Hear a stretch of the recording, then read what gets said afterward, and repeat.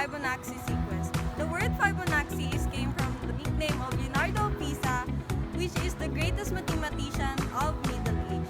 Leonardo Pisa, born in 1170 and died in 1240. So next is, let's talk about the origin of Fibonacci.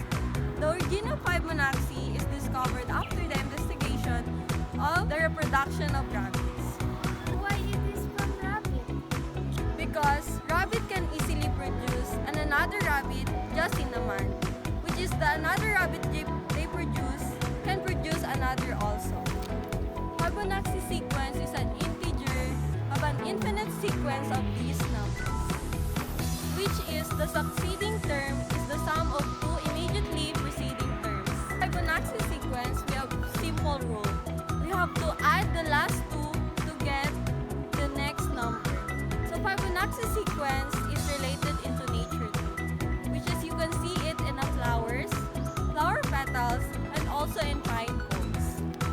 So we have the second topic, which is the golden ratio. Golden ratio is denoted by the Greek center pi, which approximately equal to 1.688. Golden ratio can be expressed by the two numbers with the use of formula of A over B is equal to A plus B over A. Golden ratio is also connected in nature. For example, the painting of Mona Lisa, the structure of Notre Dame Cathedral, and the Patriarca. We have the next topic, which is the mathematical language and symbols.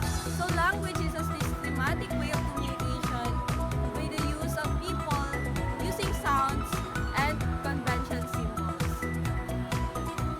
So in mathematics, we use language to write sets, numbers, operations, and other forms of math. So we have the three characteristics in math. You have to be precise, concise, and powerful. We have the next topic, which is the variables.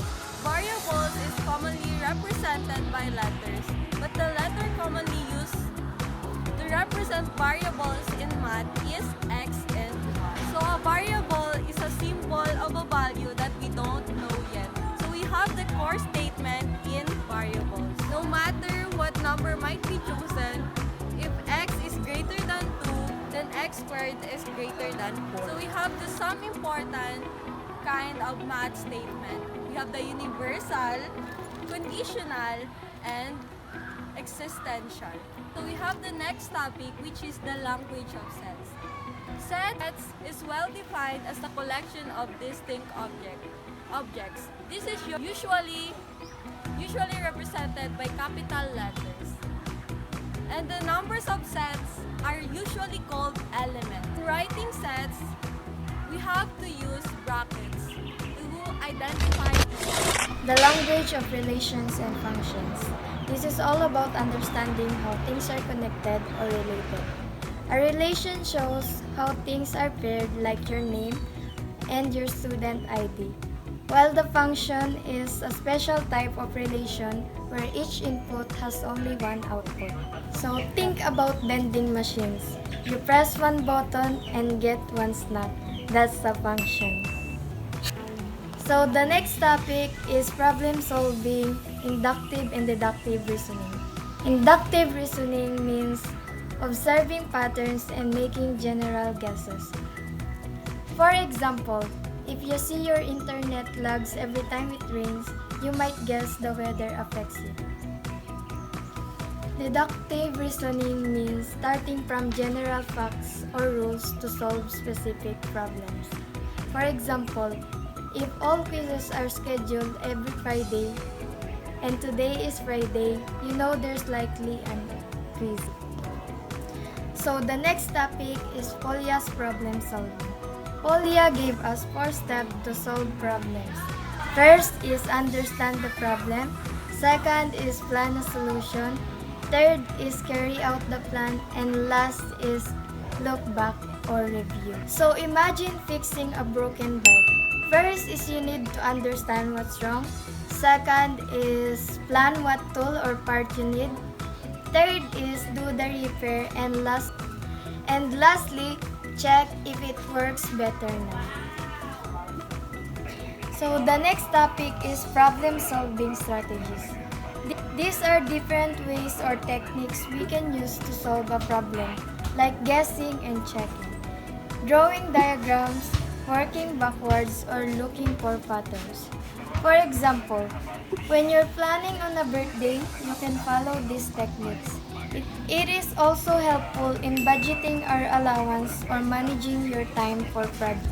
And the next topic is problem solving with patterns. This is about spotting patterns or sequences to make predictions or solve problems. So if you notice your monthly expenses follow a pattern, you can predict how much you'll spend the next month. It is also used in music, arts, sports, and schedules. So the last topic is recreational problems using mathematics. These are fun puzzles, games, or brain teasers that use math to solve. It helps train your brain to think logically, so we can use it on Sudoku, Rubik's Cube, logic puzzles. They seem like games, but they help improve your focus, patience, and decision making. Great for reducing stress and keeping brain sharp. So that's all, guys. Again, I am Kressel ANGELI Patriarca. And I'm JANELLE T. MAPINDAN. Thank you for watching!